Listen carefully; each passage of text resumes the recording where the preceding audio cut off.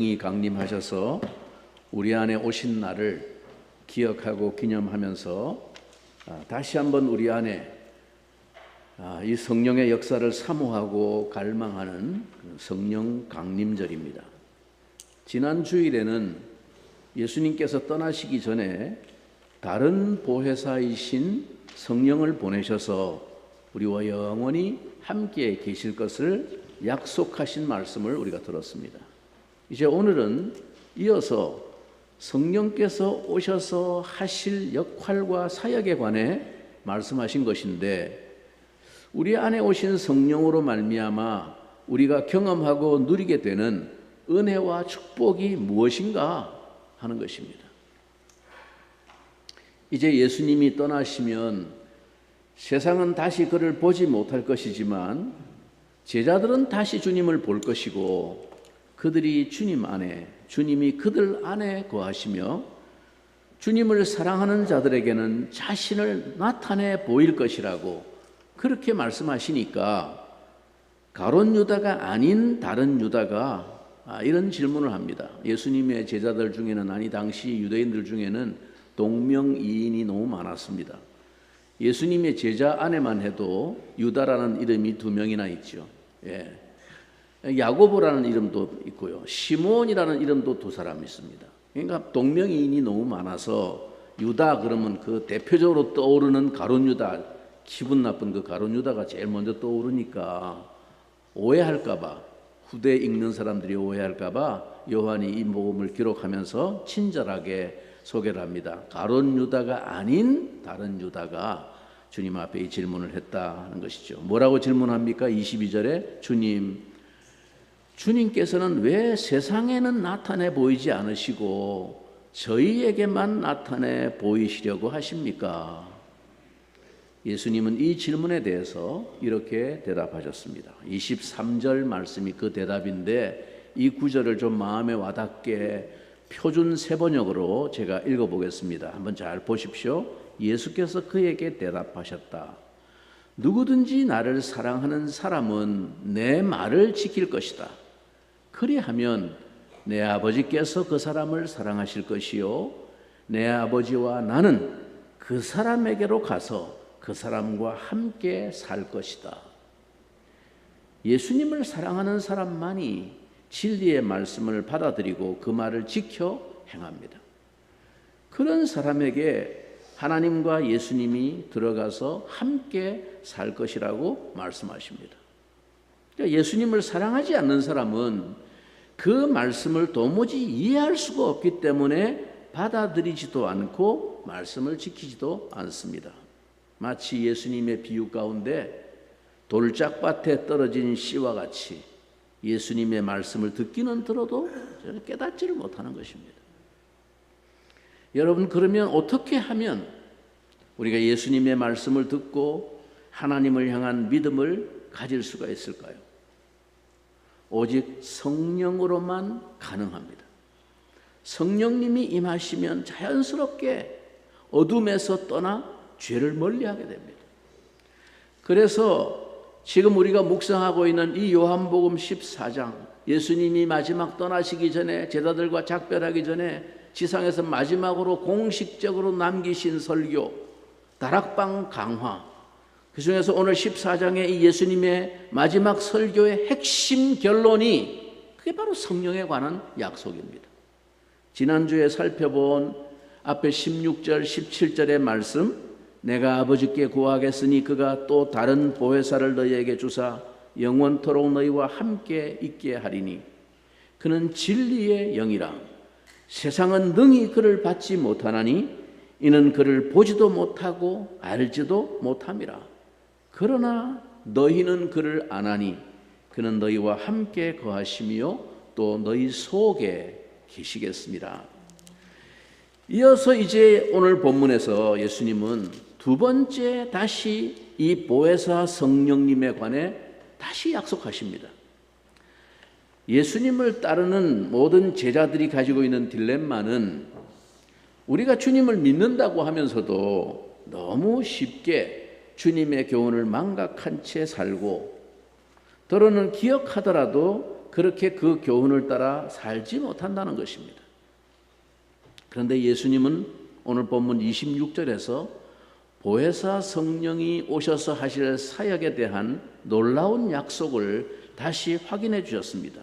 26절 다 같이 한 목소리로 한번 주목해서 읽겠습니다. 시작. 보혜사 곧 아버지께서 내 이름으로 보내실 성령 그가 너희에게 모든 것을 가르치고 내가 너희에게 말한 모든 것을 생각나게 하리라. 보혜사 성령이 친히 제자들의 스승이 되어서 예수님이 가르치셨던 모든 것을 생각나게 하시고 그 교훈을 따라 살도록 도우시겠다는 것입니다. 지금 이 말씀을 기록한, 이 요한복음을 기록한 사도 요한은 후에 그가 쓴 다른 서신서 요한 1서 2장 27절에서 이 사실을 다시 한번 이렇게 설명합니다. 들어보십시오. 너희는 주께 받은 바 기름 부음이 너희 안에 거하나니 아무도 너희를 가르칠 필요가 없고 오직 그의 기름 부음이 모든 것을 너희에게 가르치며 또 참되고 거짓이 없으니 너희를 가르치신 그대로 주 안에 거하라. 이제 보혜사 성령이 우리 안에 기름 부으심으로 어노인팅, 기름 부으심으로 거하셔서 우리 안에서 등불처럼 우리의 지성을 밝게 하실 것을 약속하신 것입니다. 한국 초대교회 시절에 이 땅에 복음이 전해지는 일에 성령의 도구로 귀하게 사용된 종이 있었습니다. 물론 여러 사람이 있었지만 대표적으로 첫 번째 타자라고 할 수 있는 사람입니다. 한국 선교 역사에 있어서 아주 독특한 점, 세계교회 역사상 다시 없을 일의 하나가 뭐냐? 선교사들이 이 땅에 도착하기 전에 이미 한글 성경이 한국 사람에 의해서, 조선 사람에 의해서 우리말 성경이 이미 부분적이었지만 번역되어 있었다는 사실입니다. 선교 역사상 이런 사례는 없습니다. 그 나라에 선교사도 가기 전에 그 나라 사람이 스스로 자기 말로 성경을 번역해가지고 가지고 있다? 그런 역사는 선교 역사상 없습니다. 바로 이 일에 사용된 사람이 이수정이라는 인물입니다. 이 이름은 꼭 기억하실 필요가 있습니다. 이수정, 한국 역사의 등불을 밝힌 정말 선구자와 같은 인물이었습니다. 그는 본래 1882년 조선 말기에 이모군란이 일어났을 때 민비를 구출하는 일에 공을 세워서 고종 황제에 의해서 일본으로 유학을 떠나게 됩니다. 황제가 벼슬을 주겠다고 했지만 그는 마다하고 일본의 신문물을 배워서 조국 근대화에 이바지하고 싶다고 말했기 때문입니다. 그래서 일본에서 유학생으로 4년 동안 머무는 동안에 하나님은 그에게 놀라운 일을 행하십니다. 우선 일본의 농학자였던 츠다센이라고 하는 분을 만나가지고 농업 신기술을 배워가지고 올 목적이었는데 마침 그 사람이 그리스도인이었습니다. 그래서 그에게 복음을 소개받고 그가 건네준 한문성경은 이미 중국에서 그보다 훨씬 전에 번역이 되어 있었기 때문에 그 한문성경을 읽기 시작합니다. 일본에 체류한 지 7개월 만에 그는 성경을 읽다가 예수를 믿기를 결심하고 츠다센 선생의 소개로 조지 낙스라고 하는 일본에 와 있던 선교사에게 1883년 4월 29일에 세례를 받습니다. 그 후에 헨리 루미스라고 하는 선교사의 권유와 도움으로 그는 그 한문 성경을 조선말로, 즉 한글 성경으로 번역하는 작업을 하게 됩니다.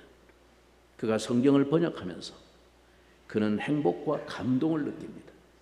그리고 이 복음이 빨리 조국 조선에 전해지기를 열망해서 미국 그리스도인들에게 일본만이 아니고 조선에도 선교사를 보내달라는 그 편지를 씁니다. 선교사님의 도움으로 그 편지가 선교 잡지에 실리게 됩니다. 이 글을 읽고 감동을 받은 두 사람이 미국에서 한국 선교사에 자원을 하게 됩니다. 그들이 바로 아펜셀러와 언더우드입니다.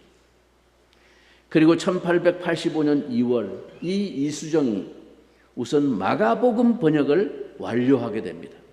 이 마가복음이 1885년 2월에 일본 성서 공회에서 당시에 천권 인쇄가 됩니다. 그리고 4월 한국 선교를 위해서 먼저 일본에 도착한 이 아펜셀러와 언더우드는 이 이수정이 번역해 놓은 한글 마가복음을 들고 한국으로 가는 배에 오르게 됩니다. 이게 한국 선교의 문을 여는 출발이었습니다.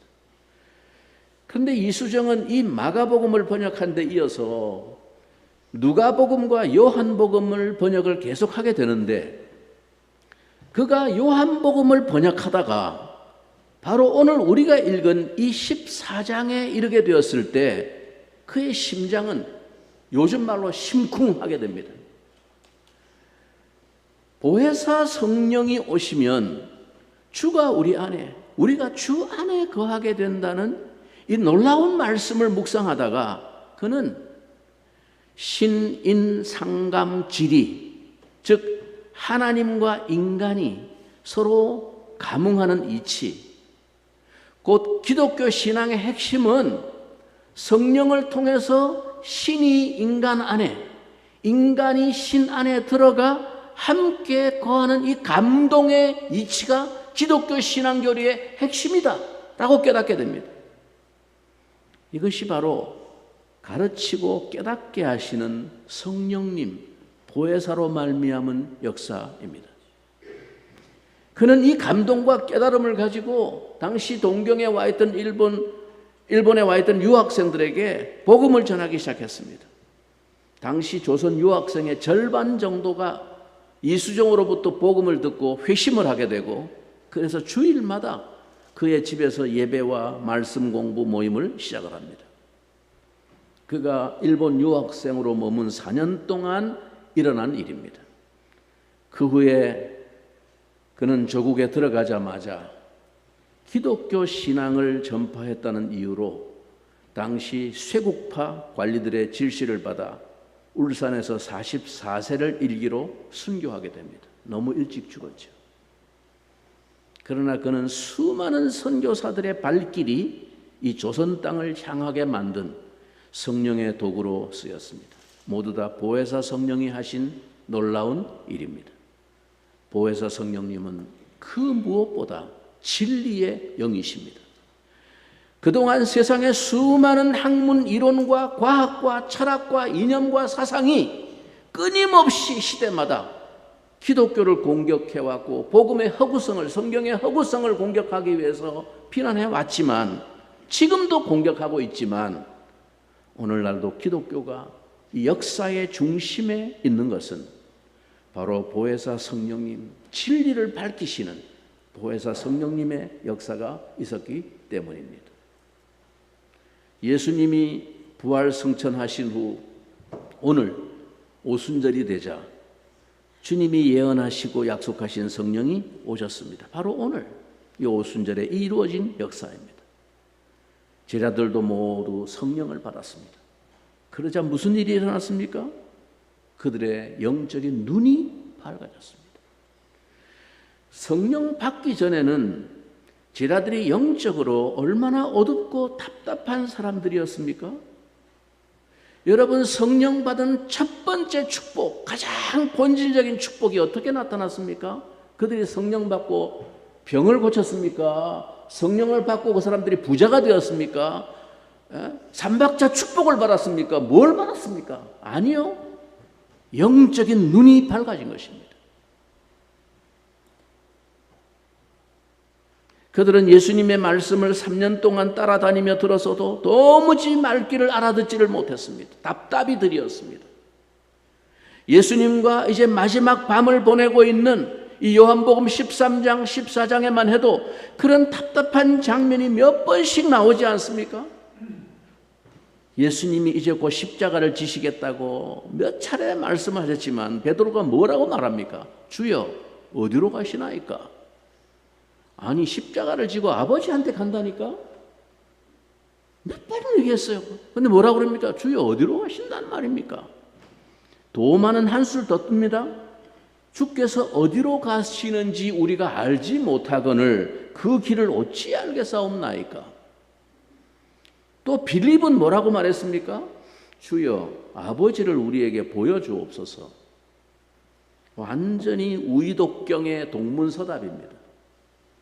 예수님께서 말씀하시는 진리를 전혀 이해하지 못하고 있었습니다.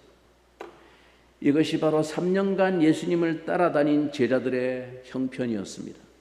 예수님의 말씀을 제대로 이해하지 못했을 뿐 아니라 예수님이 하시는 행동 하나하나의 의미도 전혀 깨우치지를 못하고 있었습니다. 그런데 성령이 제자들에게 임하셔서 그들을 감동하시자 어떤 일이 일어났습니까? 지금까지 그들의 마음에 희미한 의문으로 남아있던 것이 감탄사로 바뀌었습니다. 그 모든 의문에 대한 해답을 얻게 되자 물음표가 느낌표로 바뀌는 놀라운 일이 일어났던 것입니다. 그들은 그동안 예수님으로부터 들었던 교훈들과 눈으로 보았던 그 표적과 이적 기사가 무엇을 의미하는지를 이제서 환하게 꿰뚫어 보게 되었습니다. 예수님이 왜 십자가에 죽으시고 부활하셨는지 이제 설명하지 않아도 그들은 다 이해할 수 있었습니다. 여러분, 베드로를 보십시오. 주님이 부활 승천하신 후에 성령이 강림하시기까지 짧은 기간이었음에도 불구하고 설교할 때 성령 받고 나가서 예루살렘 거리로 나가서 외치고 설교하기 시작합니다. 그런데 베드로가 입을 열어 설교할 때 그 내용을 들어보면 구약에 있는 시편과 요엘 선지자의 말씀을 이미 꿰뚫고 있는 것을 볼 수 있습니다. 아니, 언제 베드로가 구약 성경을 그렇게 공부해가지고 해박해졌습니까? 그럼에도 불구하고 그가 시편과 요엘서에 있는 말씀으로 예수 그리스도가 우리의 구원자라고 하는 사실을 얼마나 힘있게 증거합니까? 사도행전 2장 14절에 보면 그가 이렇게 외칩니다. 유대인들과 예루살렘에 사는 모든 사람들이여, 예수님의 십자가와 부활을 여러분이 몰라서 지금 그러는 것입니다. 내가 여러분에게 이 모든 것을 알게 할 것이니 내 말에 귀를 기울이십시오. 내가 다 설명해 주겠습니다. 대단하지 않습니까? 어떻게 그가 갑자기 그렇게 변했습니까? 성령이 임하셨기 때문입니다. 성령이 제자들에게 임하자 초자연적인 기억력이 살아나는 것을 봅니다. 지금 이 요한복음만 해도 그렇습니다. 이 요한복음을 쓴 사도 요한은 이미 당시에 80세, 90세의 고령 노인입니다. 예수님께서 세상을 떠나신 지 60년에서 70년 후에 기록된 성경이 이 요한복음입니다. 예수님 살아계실 때 기록된 게 아니에요. 다 부활승천하시고 나서 60, 70년 세월이 흐른 후에 사도 요한이 90세 노인이 되어서 가지고 이걸 남겨야 되겠다. 그래가지고 펜을 들어서 기록한 책이 요한복음입니다. 그런데 여러분, 그럼에도 불구하고 우리가 요한복음을 읽을 때마다 어떤 느낌을 받습니까? 마치 지금 예수님의 발 앞에 앉아서 주님의 말씀을 한마디 한마디씩 생생하게 받아 쓴 것처럼 그렇게 느껴지지 않습니까? 상상할 수 없는 이야기입니다. 60, 70년이 지난 후에 그것도 90세 가까운 고령의 노인이 그 60, 70년 전에 들었던 얘기를 펜으로 기록한다고 할 때 어떻게 이처럼 세밀하고 정확하게 기록할 수 있겠습니까? 이것은 하나님의 초자연적인 역사가 아니고는 불가능합니다. 성령이 제자들에게 임하자마자 이처럼 예수님의 말씀을 기억나게 하는 역사가 있었습니다. 그러면 오늘 우리에게는 성령이 어떤 방식으로 역사하실까요? 약속하신 대로 믿는 자에게 성령이 우리 안에 들어와 거하신다는 사실은 변함이 없는데 우리에게는 그럼 그 성령이 어떻게 역사하실까? 이 제자들과 우리에게 다른 점이 있다면 제자들은 자기들이 직접 보고 경험한 것을 토대로 성령이 주시는 계시와 감동으로 그 진리를 깨달았지만 우리는 제자들이 성령의 감동으로 기록해 놓은 이 계시의 말씀을 근거해서 하나님의 말씀을 깨닫고 기억하고 증거하게 되었다는 사실입니다.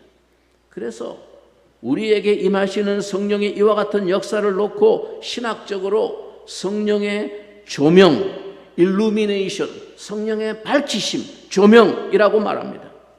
우리가 지난 시간에는 우리 속에 들어와 영원히 함께 하시는 성령의 내주에 대해서 알게 되었다면, 오늘은 성령의 조명에 대해서 우리가 주목해야 됩니다. 성령께서 우리가 이 기록된 말씀을 읽거나 들을 때마다 우리 마음의 눈을 열어서 그 말씀을 환하게 깨닫게 빛을 비추어 주시는 역사를 조명이라고 합니다. 고린도전서 2장 12절은 이 사실을 이렇게 설명합니다. 우리가 세상의 영을 받지 아니하고 오직 하나님으로부터 온 영을 받았으니 이는 우리로 하여금 하나님께서 우리에게 은혜로 주신 것들을 알게 하려 하심이라. 우리가 하나님으로부터 온 영을 받은 이유가 뭐라고요? 하나님으로부터 온 영, 성령을 받은 이유가, 하나님이 그 성령을 우리에게 주신 이유가 바로 하나님께서 우리에게 은혜로 주신 것들을 알게 하려고 성령을 보내셨다는 거예요. 그러니까 성령이 없이는 알 수가 없다는 거예요. 아무리 은혜를 주셔도, 아무리 보물을 주셔도 보물의 가치를 우리가 깨닫지 못한다는 것입니다. 그걸 알고 누리게 하기 위해서 우리를 밝히시는, 조명하시는 성령을 우리에게 보내셨다는 것입니다.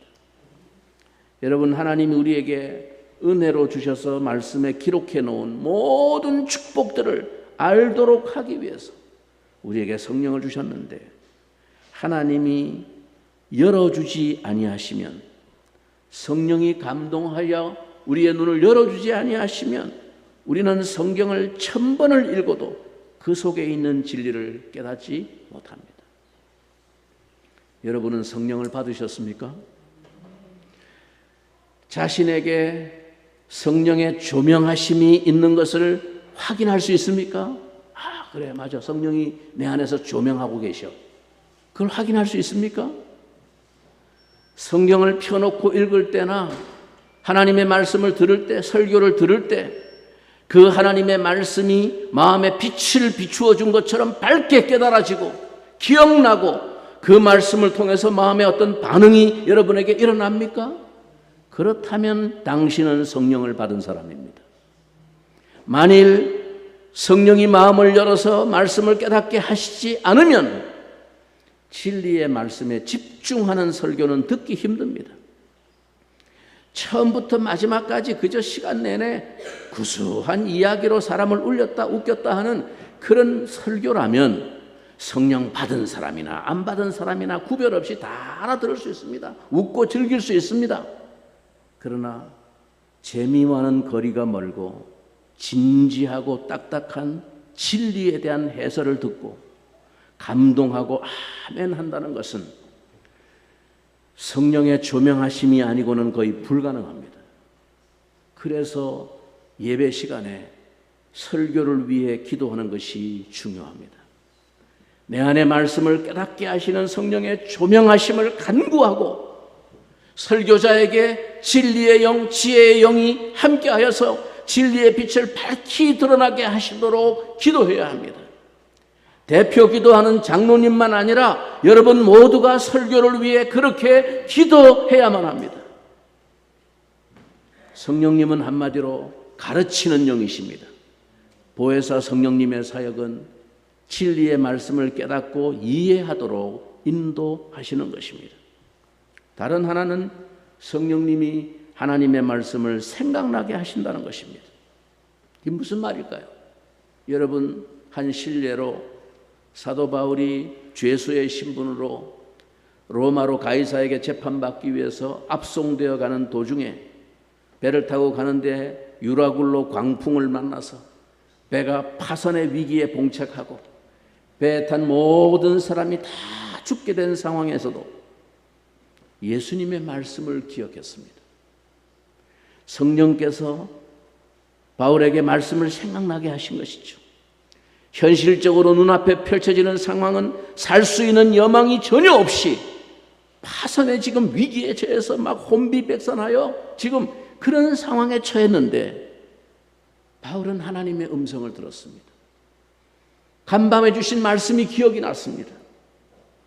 여러분, 어떠한 삶의 위기와 우환이 우리에게 닥쳐 사방에 길이 보이지 않는 막막한 상황 속에서도 하나님의 말씀을 생각하면 평안을 얻을 수 있습니다. 그래서 주님은 보혜사 성령이 모든 것을 가르치고 주님이 하신 말씀을 생각나게 하실 것이다 라고 하신 데 이어서 이런 약속을 우리에게 주셨습니다. 그게 27절 결론입니다. 평안을 너희에게 끼치노니 곧 나의 평안을 너희에게 주노라. 내가 너희에게 주는 것은 세상이 주는 것과 같이 아니하니라. 너희는 마음에 근심하지도 말고 두려워하지도 말라. 이 말씀이 성령님에 관한 최종 약속의 결론입니다. 성령이 임하시면 우리에게 모든 것을 가르쳐 주시고 순간마다 예수님이 하신 말씀들을 생각나게 하실 뿐만 아니라 그로 말미암아 우리에게 그 모든 상황을 뛰어넘을 수 있는 평안을 주신다는 약속입니다. 두려움에, 근심에, 불안에 흔들리던 마음이 위로부터 내려오는 평안으로 감싸이는 체험을 하는 것입니다. 어떨 때? 말씀이 기억날 때, 말씀이 생각나서 두려움을 뚫어버리는 위로부터 내려오시는 평안이 우리 영혼을 덮어주신다는 것입니다. 평화, 평화로다. 하늘 위에서 내려오네. 그 사랑의 물결이 영원토록 내 영혼을 덮으소서. 성령이 우리 마음에 임하실 때 가장 분명하게 경험하는 축복은 이 샬롬 평안입니다. 이것은 세상이 주는 평안과 같지 않습니다. 세상이 줄 수도 없고 세상이 흔들 수도 없는 평안입니다. 하늘 위에서 이 평안이 여러분의 마음에 내려오기를 바랍니다. 성령이 임하셔서 진리의 말씀을 깨닫게 해주시고 주님의 말씀을 생각나게 해주시기를 바랍니다. 성령께서 하나님의 말씀의 빛을 우리 마음에 밝혀주시고 그 말씀이 우리의 마음과 인격을 주장하고 지배할 때 우리 영혼은 주님이 약속하신 평안으로 덮이게 될 것입니다. 여러분 안에서 이 성령의 역사를 경험하는 은혜가 있기를 우리 주님의 이름으로 축원합니다. 바로 이어서 이 시간 주님께서 우리에게 나누어 주시는 거룩한 성찬에 우리가 함께 참여하도록 하겠습니다. 장로님들 앞자리로 나와